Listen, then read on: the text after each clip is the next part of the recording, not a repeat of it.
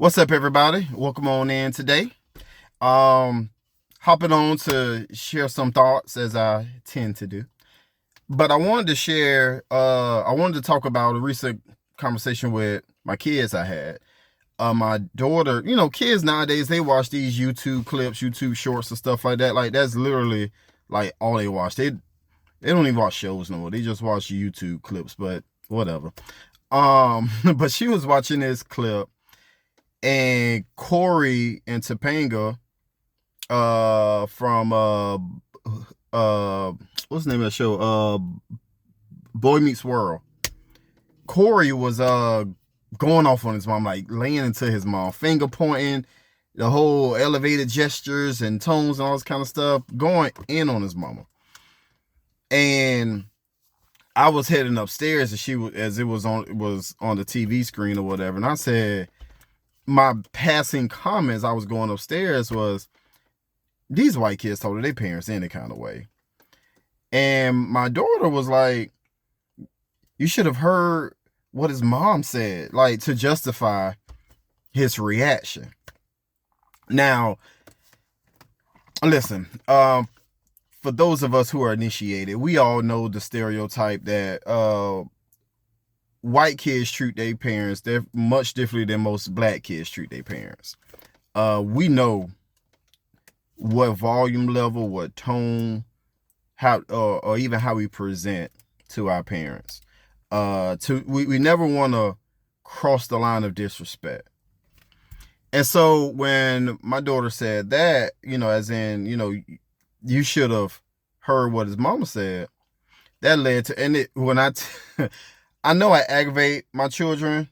My eyes tripping. I know I aggravate my children because I get into my speech mode, and you gonna get these speeches because these are real life lessons and nuggets. So it led to one of those nuggets of life lessons type of speech. So I said, there's never an excuse for addressing either of your parents, any of your parents, as if you're equals. You can be upset, you can disagree, and we can have a conversation about it. But you never talk to me as if we're peers. There's always a level of respect. There's always a line of respect between child and parent. Now, before somebody jump in, but some parents be some trash parents out there, and that very well may be the case. That very well may be your story, and I empathize. I really do. Well, take that back. I sympathize because I've had wonderful parents, but I sympathize. I truly, truly do, and I understand. And if you present to me some stuff, I will have a lot of understanding. However, there's still a level of honor that you still extend to your parents, no matter their imperfections, no matter how imperfect they may be. I'm about to be 40 years old, and I still don't talk to my parents. Crazy. Because, growing up how I grew up, it's instilled in you, in my faith. It's instilled in you, that commandment, honor your mother and father for your days may be long on this earth. And people oftentimes just limit that to just obeying your mother and father. Do what your parents tell you to do that.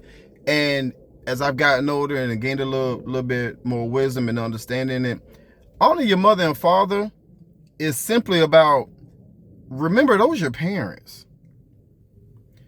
You'll never be on a level. Never. I don't care how much financial success you have, how much social success you have, no matter what you do in your life, by virtue of being your parent, you'll never be on their level. You'll never close the gap in experience. You'll never close the gap in raising you. Never. You may disagree.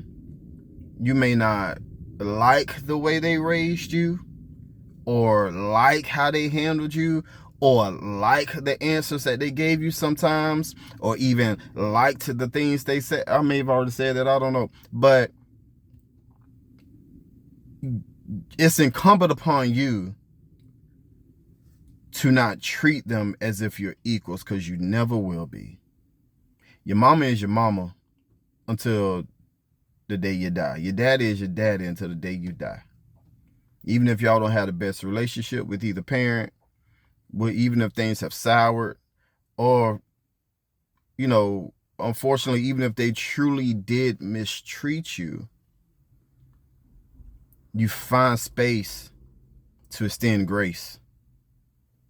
Now, that doesn't mean you have to remain in a position to continue to be mistreated.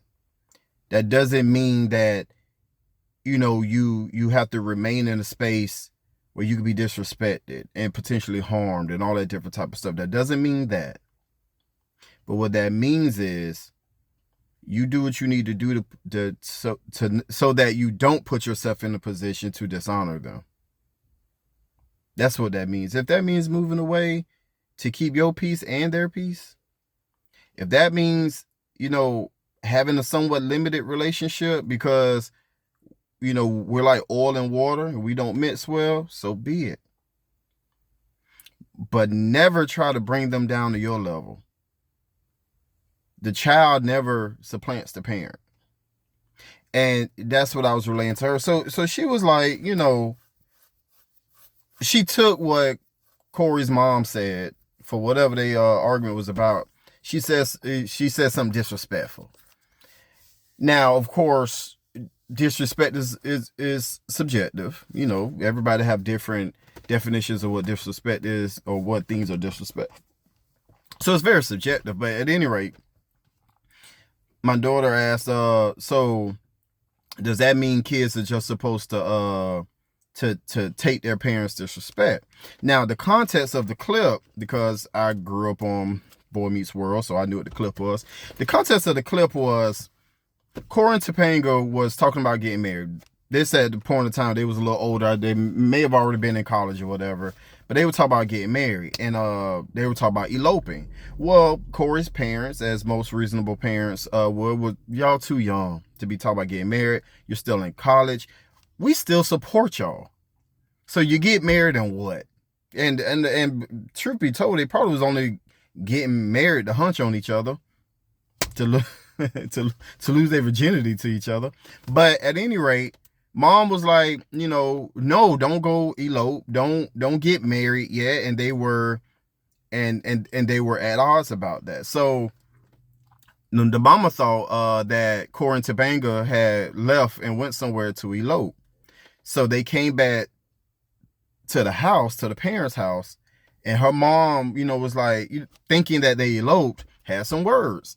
And she said something to Topanga, you know, to the effect of, Corey wasn't this way until, like, I know you're poisoning my son, basically. Poisoning his thoughts, having him be against me. I know it's you. So Corey, you know, I guess thought himself providing some straightening.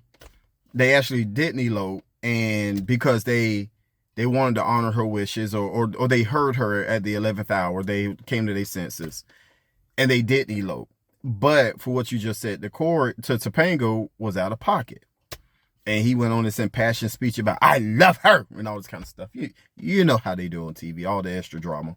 But at any rate, though, he was very loud and demonstrative in this lady's house. Very loud and demonstrative and saying all these things and all this kind of stuff. And that's what white kids do. And ain't too many black kids that's still standing after all that. Now, of course, I know it's TV, so they ain't just gonna show a kid get punched in the face, but still. In the shows in the sitcoms I grew up watching, it would be heavily implied.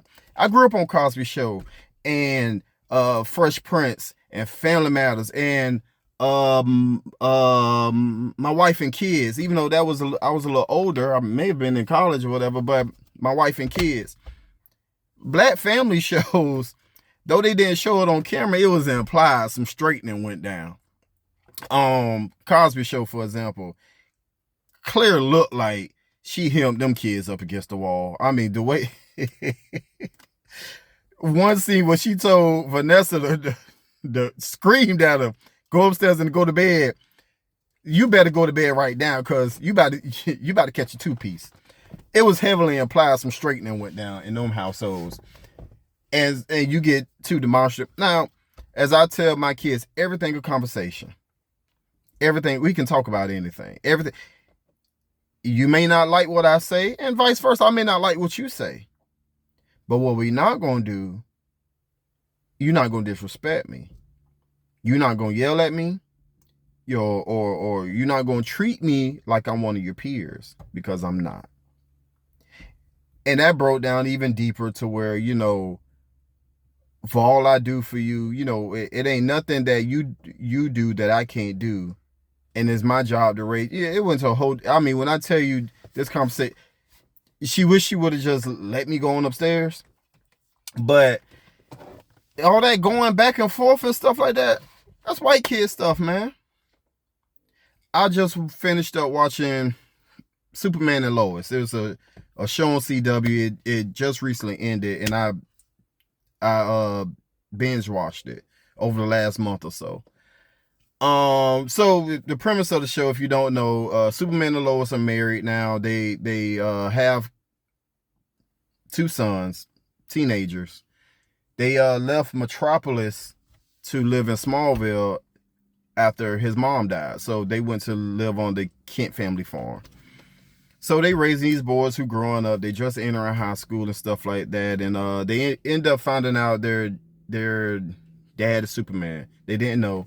But that's the premise of the show. You know, more people found out who Superman is by the end of the show too. The whole world found out eventually. But anyway, as you know, it's a Superman show, yet it's a family show. It's about, you know, Superman and Lois managing their everyday family life. And the boys, who are like 15, I think, or 14, 15 when the show starts, the boys are really mouthy. I mean, these emotional outbursts and storming out the room and like, yeah, you lied. Like all this kind of stuff, man. And maybe it's just the parent in me now. Maybe it's the almost 40-year-old in me. And maybe it's just the black kid in me. These boys tripping. Like, as I'm watching this show, it's bothering me as a parent. Then I'm like, you ain't gonna like... me and my wife, if she was watching with me or whatever, like we both look at each other like, I wish these kids were around here, man. Like the level of restraint, and I get it's a TV show, but the level of restraint that Clark and Lois would show to these children, and I'm not saying that you don't give your kids space to express themselves. However, the way they oftentimes went about it, man, please. I'll have a super fist coming across my chest. That's white kid stuff, man. It ain't too many black kids. It ain't too many black shows that could even believably show that. And without the audience just like, yeah, this ain't realistic at all. It would lose all credibility because that's white kid stuff. Yeah, I'm leaning on tropes and stereotypes, but sometimes stereotypes be based in truth. Sometimes, I mean, I ain't talking about the super egregious ones. It's terrible, but some of them are based in some truth. And I realized that and I made this observation years ago that some of these kids, the issues or some of these parents' issues with their kids are based on the shows they watch. These kids on these shows, these TV shows, whether it be Nickelodeon, Disney Channel, primetime TV, whatever, these kids be out of pocket, man. And so your kids watch these shows where these other kids on the show, you know, do and say this stuff to no consequence. I remember an episode of Everybody Hates Chris, and Chris was going off and ended up his mom ended up catching a stray. He wasn't even going off on her, but he was already worked up or whatever. And the mama came in the room and he said something to his mama.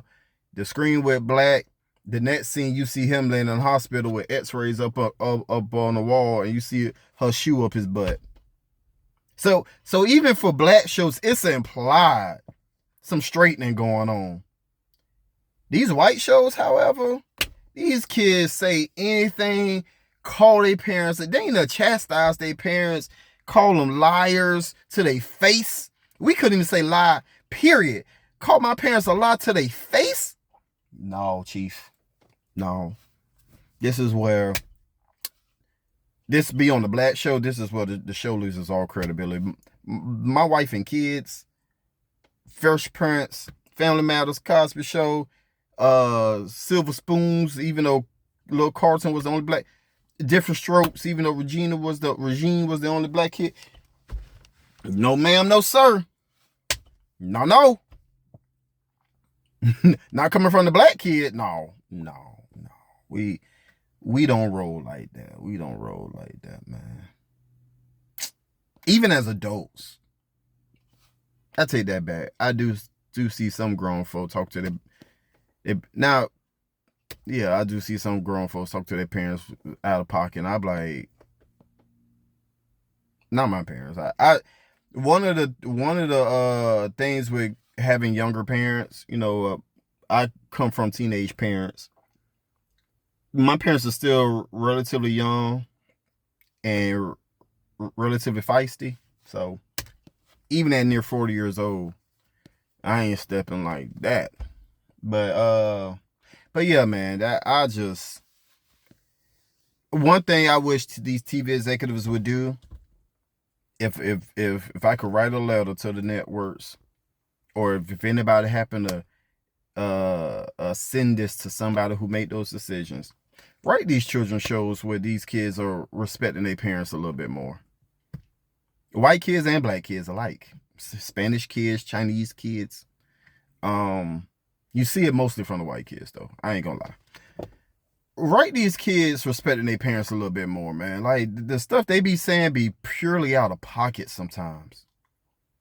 Like, you really think we friends? Like, if you, I would recommend you watch Superman and Lois for the simple fact of watch how the children talk to their parents in that show. And if you don't walk away after the first few episodes like they tripping, maybe you was that disrespectful white kid.